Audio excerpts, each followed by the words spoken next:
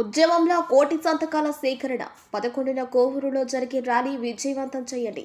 కోటి సంతకాల సేకరణ కార్యక్రమంలో నల్లపరెడ్డి ప్రసన్నకుమారెడ్డి.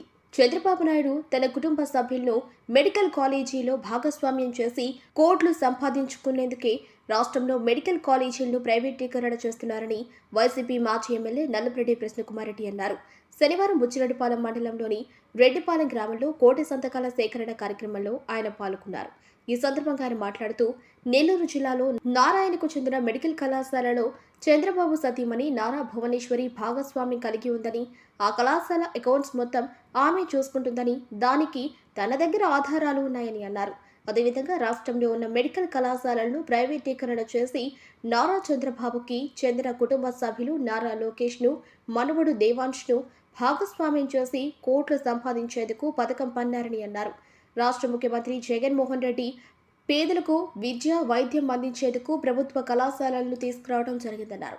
ప్రభుత్వ కళాశాలల వల్ల పేద, మధ్యతరగతి విద్యార్థులు ఉన్నత స్థాయికి చేరుతారని అన్నారు. ఈ కళాశాలను ప్రైవేటీకరణ చేస్తే ప్రైవేట్ కళాశాలలో కోట్లు వెచ్చించి చదువుకోలేమన్నారు. దీనిని వ్యతిరేకిస్తూ జగన్మోహన్ రెడ్డి కోటి సంతకాల సేకరణ కార్యక్రమానికి శ్రీకారం చుట్టారన్నారు. కార్యక్రమం వైసీపీ మాత్రమే కాకుండా మేధావులు, సామాన్యులు సైతం ఆలోచించాలన్నారు. ఈ నెల 11వ తేదీ కోవూరులో జరిగే ర్యాలీను అందరూ విజయవంతం చేయాలని కోరారు. కార్యక్రమంలో కోవూరు నియోజకవర్గ పరిశీలకులు కొండూరు అనిల్ బాబు, మాజీ డీసీఎంఎస్ చైర్మన్ వీరి చలపతి, మండల అధ్యక్షుడు సతీష్ రెడ్డి, టౌన్ అధ్యక్షులు షాహుల్, నాయకులు, కార్యకర్తలు తదితరులు పాల్గొన్నారు. అందరికీ నమస్కారం. వైఎస్ జగన్మోహన్ రెడ్డి గారు ముఖ్యమంత్రిగా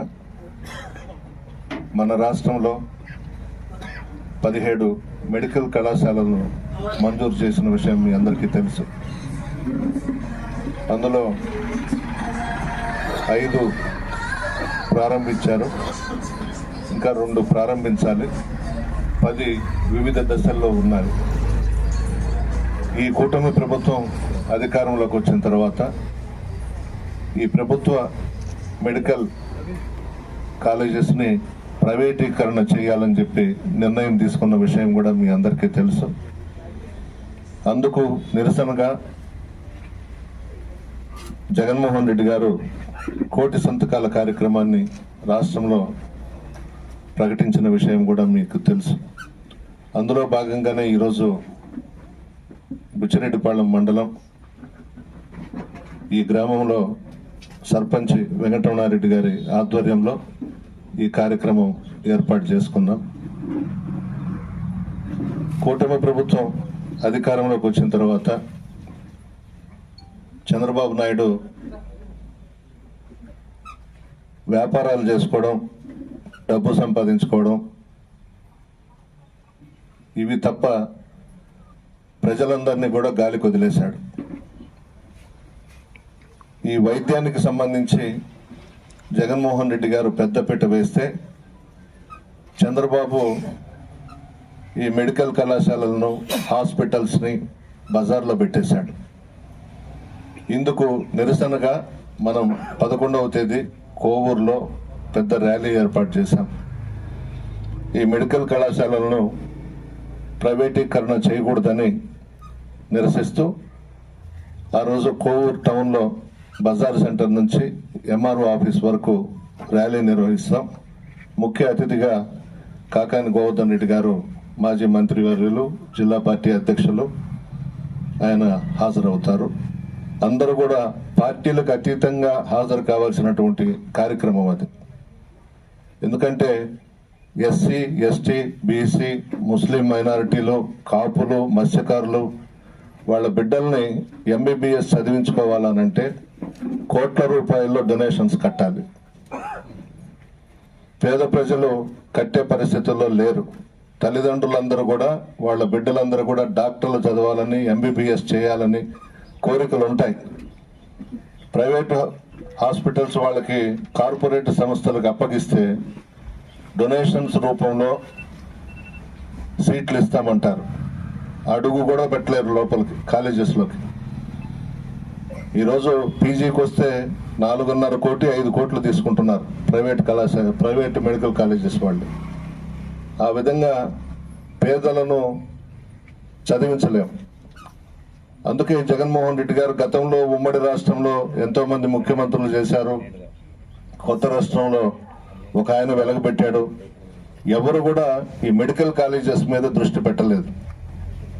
జగన్మోహన్ రెడ్డి గారు పేద కుటుంబాలకు సంబంధించిన బిడ్డలందరూ కూడా బాగా చదువుకోవాలని, డాక్టర్స్ అవ్వాలని మెడికల్ కాలేజెస్ దాదాపు 17 శాంక్షన్ చేసిన విషయం కూడా మీ అందరికీ తెలుసు. వైఎస్ రాజశేఖర రెడ్డి గారి మానస పుత్రిక ఆరోగ్యశ్రీ పథకం, ఆ రోజుల్లోనే పేదలందరూ కూడా కార్పొరేట్ హాస్పిటల్స్కి వెళ్ళి వైద్యం చేయించుకునేదానికి చాలా ఇబ్బందులు పడేవాళ్ళు. భారతదేశంలోనే ఏ రాష్ట్రంలో లేని విధంగా మన రాష్ట్రంలో ఆరోగ్యశ్రీ పథకాన్ని పెట్టి పేద ప్రజలకు వైద్యాన్ని ఇచ్చిన ఘనత రాజశేఖర రెడ్డి గారిది. ఇప్పుడు చంద్రబాబు ముఖ్యమంత్రి అయిన తర్వాత, ఈ కూటమి ప్రభుత్వం అధికారంలోకి వచ్చిన తర్వాత ఈ రోజుటికి, ఈ క్షణానికి సుమారు 3,000 కోట్లు హాస్పిటల్స్లో ఆరోగ్యశ్రీ పథకం కింద డబ్బులు ఇవ్వకుండా ఆరోగ్యశ్రీ పథకాన్ని నిర్వీర్యం చేసినటువంటి ఘనత కూడా చంద్రబాబు నాయుడుది. గతంలో జగన్మోహన్ రెడ్డి గారు ప్రభుత్వ హాస్పిటల్స్ అన్నిటి మీద కూడా దృష్టి పెట్టి ఆధునిక పరికరాలు, మంచి మందులన్నీ కూడా ఏర్పాటు చేసి హాస్పిటల్స్ను కూడా బాగా అభివృద్ధి చేసిన విషయం మీ అందరికీ తెలుసు. ఉదాహరణకి బుచ్చిరెడ్డిపాలెం హాస్పిటల్లో అడిషనల్ రూమ్స్కి 3 crores ఇచ్చారు, ఇందుకూరుపేటలో ఇచ్చారు, జేజేపేటలో ఇచ్చారు, మైపాడులో ఇచ్చాం. అన్ని దగ్గరలో కూడా వైద్యం మీద దృష్టి పెట్టి హాస్పిటల్స్ అన్ని కూడా మెరుగుప 5 లక్షల నుంచి 25 లక్షలు చేసిన ఘనత కూడా జగన్మోహన్ రెడ్డి గారిది. ఒక్కొక్కరికి ఆరోగ్య సురక్ష పెట్టి ప్రతి విలేజ్కి వైద్య బృందాన్ని పంపించి ఇంటింటికి వెళ్ళి ఆరోగ్యం మీద కూడా దృష్టి పెట్టినటువంటి వ్యక్తి జగన్మోహన్ రెడ్డి గారు. ఈ చంద్రబాబు కూటమి ప్రభుత్వం వచ్చిన తర్వాత వీటన్నిటికీ తిరోధకాలు ఇచ్చి ఆరోగ్యశ్రీ కానీ, హాస్పిటల్స్ కానీ, మెడికల్ కళాశాలలు కానీ వీటన్నిటి మీద కూడా దృష్టి పెట్టలేదు. ఈరోజు ప్రజలందరూ కూడా, పేదవాళ్ళందరూ కూడా బాగా ఇబ్బందులు పడతా ఉన్నారు. అదేవిధంగా ప్రతి గ్రామంలో విలేజ్ క్లినిక్లు ఏర్పాటు చేసిన ఘనత కూడా మన జగన్మోహన్ రెడ్డి గారిది. ప్రజలకి వైద్యం అందుబాటులో ఉండాలి, హాస్పిటల్స్ ప్రతి గ్రామంలో ఉండాలి అని చెప్పి అవి కూడా ఏర్పాటు చేసినటువంటి ఘనత జగన్మోహన్ రెడ్డి గారు. చంద్రబాబు వైద్యాన్ని కార్పొరేట్ సంస్థల చేతుల్లో పెట్టి వాటిల్లో భాగం పెట్టుకొని డబ్బు సంపాదించాలనే ఉద్దేశంతోనే ప్రైవేటు వ్యక్తులకు ఈ మెడికల్ కళాశాలలు అప్పగిస్తూ ఉన్నాడు. ఉదాహరణకు నెల్లూరులో మెడికల్ కాలేజ్ ఉంది, నారాయణ మెడికల్ కాలేజ్. చంద్రబాబు నాయుడు గారి శ్రీమతి భువనేశ్వరి గారు దాంట్లో పార్ట్నర్, ఆమె భాగస్వామి నారాయణ మెడికల్ కళాశాలలో. అదేవిధంగా ఈ 10 మెడికల్ కళాశాలలు కూడా ప్రైవేటీకరణ చేస్తే భువనేశ్వరమ్మకి, లోకేష్ బాబుకి, దేవాన్స్కి అందరికీ కూడా భాగాలు పెట్టి వ్యాపారం చేయొచ్చనే ఉద్దేశంతోనే ఈ మెడికల్ కళాశాలలన్నింటినీ కూడా ప్రైవేటీకరణ చేయాలని నిర్ణయం తీసుకున్నాడు చంద్రబాబు. దీనికి నిరసనగానే ఈ 1 కోటి సంతకాల కార్యక్రమం కానీ, రేపు 11వ తేదీ ర్యాలీ కానీ ఇవన్నీ కూడా ఏర్పాటు చేసుకున్నాం. ప్రజలందరినీ కోరేది ఒకటే, ఏం జరుగుతున్నది అనేది గమనించండి, మన బిడ్డల భవిష్యత్తును చూడండి. ఈరోజు ఈ యొక్క కార్యక్రమానికి ముఖ్య అతిథిగా వచ్చేసినటువంటి గౌరవనీయులు పెద్దలు వైఎస్ఆర్ కాంగ్రెస్ పార్టీ కోవూరు నియోజకవర్గ ఇన్ఛార్జి, పిఎస్సి సభ్యులు, మాజీ మంత్రివర్యులు శ్రీ నల్లపురెడ్డి ప్రసన్న కుమార్ రెడ్డి గారికి, మరి వేదిక మీద ఉన్నటువంటి నా సహచర పెద్దలందరికీ, వేదిక ముందు ఉన్నటువంటి గ్రామస్తులకు, ప్రజలకు, పాత్రికేయ సోదరులకు అందరికి కూడా ప్రత్యేక ధన్యవాదాలు తెలుపుకుంటా ఉన్నాం. ఇంతవరకు వేదిక మీద ఉన్నటువంటి అనేక మంది పెద్దలందరూ కూడా రాష్ట్ర ప్రభుత్వం అవలంబిస్తున్నటువంటి చెప్పడం జరిగింది. మరి ప్రభుత్వ కళాశాలని గతంలో వైఎస్ జగన్మోహన్ రెడ్డి గారు ముఖ్యమంత్రిగా ఉన్నప్పుడు కోవిడ్ సంభవించినప్పుడు మరి అన్ని జిల్లాల్లో తగినటువంటి హాస్పిటల్ లేక చాలా మంది మృత్యు చెందడం జరిగింది. ఆ రోజు గుర్తెరిగి మరి ఈ రాష్ట్రానికి మరి వైద్య కళాశాల అవసరం. మరి రాష్ట్రంలో ఉన్నటువంటి పేద బడుగు బలహీన వర్గాలకు సంబంధించిన ప్రతి ఒక్కరు కూడా ఉన్నత చదువులు చదువుకొని డాక్టర్లు కావాలా. మరి తద్వారా ఒక పక్క విద్య అయితేనేమి, మరో పక్క ఆరోగ్యం రెండు కూడా మెరుగుపడేటువంటి అవకాశం ఉంటుందని గౌరవ మాజీ ముఖ్యమంత్రి వైఎస్ జగన్మోహన్ రెడ్డి గారు 17 ప్రభుత్వ వైద్య కళాశాలను మనకు శాంక్షన్ చేయించడం జరిగింది. దాంట్లో భాగంగా మరి శాంక్షన్ చేసిన నాటి నుండి కూడా మన ప్రభుత్వం ఉన్నప్పటికీ 5 కళాశాలలు పూర్తి చేసుకుని ప్రారంభించుకోవడం జరిగింది. మరి 2 కూడా రెడీగా ఉన్నాయి ప్రారంభించుకోవడానికి. 10 కళాశాలలు వివిధ దశల్లో మరి కన్స్ట్రక్షన్ లో ఉన్నాయి. కూటమి ప్రభుత్వం ఎక్కే ఇప్పటికీ దాదాపు 17 నెలలు పూర్తిగా వస్తుంది. మరి ఇప్పుడు మరి ఇవన్నీ కూడా ప్రైవేట్ వ్యక్తులకి మరి పిపిపి అనే పద్ధతిలో మరి ఇద్దామని చేసి మరి కూటమి పెద్దలు నిర్ణయం తీసుకోవడం జరిగింది. ఒకసారి ఆలోచిస్తారు రాష్ట్ర ప్రజలందరూ కూడా, ఒక పార్టీకి సంబంధించినటువంటి పరిస్థితి కాదు, ఇది రాష్ట్రానికి సంబంధించిన పరిస్థితి. రాష్ట్రంలో మరి 17 కళాశాలలు వైద్య కళాశాలలు శాంక్షన్ చేయించిన ఘనత వైఎస్ జగన్మోహన్ రెడ్డి గారు అయితే, మరి ఆ కళాశాలను ప్రభుత్వం కాకుండా ప్రైవేటు పరం చేయాలని ఒక దురదృష్టకరమైనటువంటి ఆ యొక్క నిర్ణయం తీసుకోవటం. మరి చంద్రబాబు గారు అయితే ఆయన కొడుకు ఈ యొక్క రాష్ట్రానికి మరి చరిత్రహీనులుగా మారేటువంటి పరిస్థితి ఉంటుంది. ఎలక్షన్ ముందు ఎన్నికల్లో ఎన్ని చెప్పినారంటే మనందరికీ తెలుసు. ఈ యొక్క రాష్ట్రాన్ని అప్పుల పాలు చేసేస్తా ఉన్నారు, పప్పు బెల్లాలుగా పనిచేస్తా ఉన్నారు, మరో శ్రీలంకగా మార్చబడుతుంది, 14 లక్షల కోట్ల అప్పులు ఉన్నాయి, మరి నన్ను గెలిపిస్తేనే మీకు అందరికి కూడా సంపద సృష్టిస్తాను, తద్వారా ఈ రాష్ట్ర ప్రజలందరూ కూడా అభివృద్ధి దిశగా ముందుకు తీసుకెళ్తారని చెప్పి ఊగదప్పుడు ఉపన్యాసాలు కొన్ని 100 సభలు పెట్టినారు. ఆయన అయితేనేమి, ఆయన కుమారుడు అయితేనే, పవన్ కళ్యాణ్ గారు అయితే. మరి గెలిచినటువంటి తర్వాత ఈ యొక్క రాష్ట్ర ప్రజలను గాలికి వదిలేసి సొంత సంపాదనే ధ్యేయంగా, కూటమి నాయకులు ధనార్జనే ధ్యేయంగా, తన సామాజిక వర్గ అభివృద్ధి ధ్యేయంగా పనిచేస్తున్నారే గాని పేదలకి ఆ రోజు ఇచ్చినటువంటి ఏ యొక్క వాగ్దానాలు కానీ సంక్షేమ అభివృద్ధికి మరి ఈ రాష్ట్ర ప్రజలని దూరంగా చేస్తున్నారు.